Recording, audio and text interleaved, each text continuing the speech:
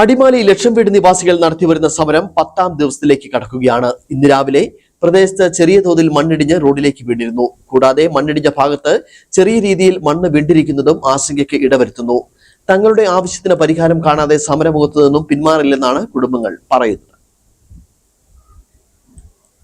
അടിമാലി ലക്ഷം വീട് ഭാഗത്ത് മണ്ണിടിഞ്ഞ് വീട് നഷ്ടപ്പെട്ടവർ നടത്തിവന്നിരുന്ന രാപ്പകൽ സമരം 10ാം ദിവസത്തിലേക്ക് കടക്കുകയാണ്. ഇതുവരെ തങ്ങൾക്ക് അനുകൂലമായ യാതൊരു നടപടിയും ഭരണകൂടത്തിന്റെ ഭാഗത്തുനിന്നും ഉണ്ടായിട്ടില്ല എന്നാണ് കുടുംബങ്ങൾ പറയുന്നത്. ഇന്നലെ മുതൽ പെയ്ത മഴയിൽ പ്രദേശത്ത് ഇന്ന് രാവിലെ ചെറിയ രീതിയിൽ മണ്ണിടിഞ്ഞ് റോഡിലേക്ക് വീണിരുന്നു. മണ്ണിടിഞ്ഞ ഭാഗത്ത് ചെറിയ വിള്ളലും കാണപ്പെട്ടത് ആശങ്കയ്ക്ക് ഇടവരുത്തുന്നുണ്ട്. മണ്ണിടിഞ്ഞ് വന്ന് റോട്ടിൽ തന്നെ കിടക്കണം. അപ്പൊ തന്നെ ഞങ്ങൾ എല്ലാവരും എണീറ്റ്. പക്ഷെ ഞങ്ങൾക്ക് ഇന്നലെ പോലീസ് പോലും കാവലില്ലായിരുന്നു. 4 മണിക്കാണ് ഈ സംഭവം നടക്കുന്നത്. 4 മണിക്ക് പോലീസും ഇല്ലായിരുന്നു.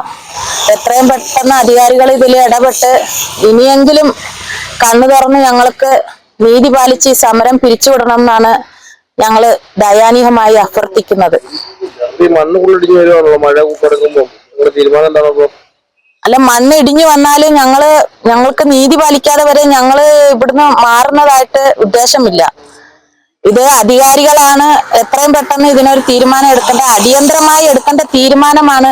ഇനി ഇവർ ഈ താമസപ്പെടുത്തുന്നത് എന്തുകൊണ്ടാണെന്ന് അറിയില്ല. 10 ദിവസമായി, ഇന്നലെ വന്നു. ഞങ്ങൾ 10 ദിവസമായി. 10 ദിവസം കൊണ്ട് ഇവർ എന്തുകൊണ്ട് ഈ തീരുമാനം എടുക്കുന്നില്ല എന്നുള്ളതാണ് നമ്മൾക്ക് ഇതുവരെ മനസ്സിലാകാത്തത്. തങ്ങളുടെ വീടിന്റെ കാര്യത്തിൽ ഉചിതമായ ഒരു നടപടി ഉണ്ടാകാതെ സമരമുഖത്തു നിന്നും പിന്മാറില്ലെന്നാണ് കുടുംബങ്ങൾ പറയുന്നത്. അതേസമയം വീട് പൂർണ്ണമായും നഷ്ടപ്പെട്ട കുടുംബങ്ങൾക്ക് 10 ലക്ഷം രൂപ നഷ്ടപരിഹാരം സർക്കാർ പ്രഖ്യാപിച്ചിരുന്നു. വാസയോഗ്യമല്ലാത്ത വീടുകളുള്ള കുടുംബങ്ങൾക്കും 10 ലക്ഷം രൂപ നഷ്ടപരിഹാരം സർക്കാർ നൽകണമെന്ന കാര്യത്തിൽ ജില്ലാ ഭരണകൂടം സർക്കാരിന് കത്തു നൽകി.